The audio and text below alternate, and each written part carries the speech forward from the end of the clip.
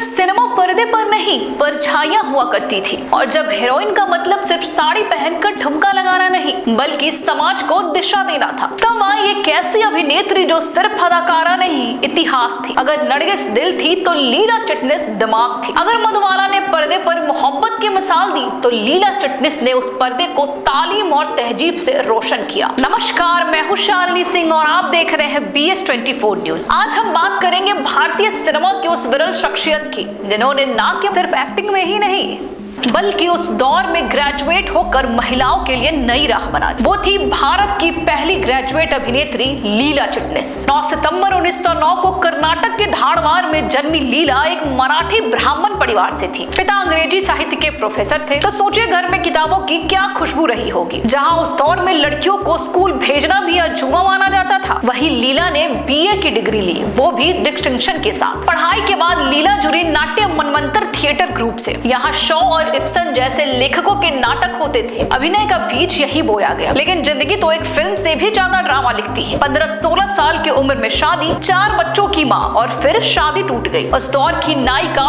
पर्दे पर माँ बनती थी, लेकिन लीला रियल लाइफ में माँ बन चुकी थी। एक अकेली और मजबूत माँ। टीचर की नौकरी की, बच्चों को पाला और फिर कदम रखा बॉलीवुड की चमकती लेकिन कठिन दुनिया। 1935 में लीला ने फिल्मों में डेब्यू किया। 1937 की फिल्म जेंटलमैन डाकू से उन्हें पहली पहचान मिली। कंगन, बंधन, जेलर, उनके अभिनय ने बॉम्बे टॉकीज की प्रमुख नायिका बना दिया। अशोक कुमार ने एक बार कहा कि मैंने आंखों से एक्टिंग करना लीला चिटनिस से सीखा। अब इससे बड़ा कॉम्प्लीमेंट और क्या चाहिए। लक्स साबुन और ऐतिहासिक उपलब्धि। जब हॉलीवुड अभिनेत्रियां ही लक्स का चेहरा हुआ करती थी, तब लीला चिटनिस बनी लक्स साबुन की पहली भारतीय ब्रांड एम्बेसडर, और ये सब 1941 में हुआ। यह सिर्फ एक एड नहीं था, ये उस भारतीय औरत की जीत थी जो सुंदर भी थी, शिक्षित भी और आत्मनिर्भर भी। वो एक वक्त में इंटेलेक्चुअल ब्यूटी की पहली मिसाल। आज अगर प्रियंका चोपड़ा इंटरनेशनल फेस है, तो उस समय पहली इंटरनेशनल वाइब की झलक में लीला में मिलती थी। माँ के किरदार के बाद का करियर, आवारा,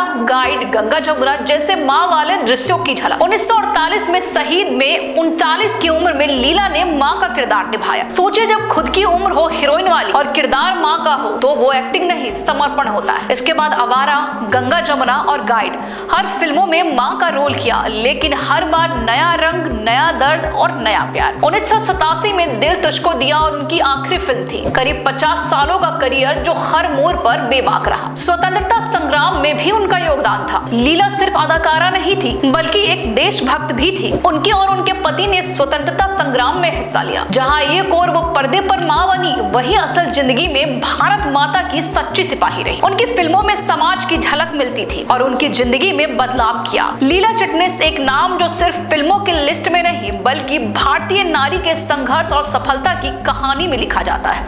वो थी पहली ग्रेजुएट अभिनेत्री, स्वतंत्रता सेनानी, सशक्त माँ और सिनेमा की वो रोशनी जो वक्त गुजर जाने के बाद भी बुझी नहीं। अगर आज कोई लड़की कॉलेज जाती है, फिल्मों में काम करना चाहती है या अकेले जिंदगी जीना चाहती है, तो कहीं ना कहीं लीला चिटनिस की परछाई उस रास्ते पर साथ चलती है।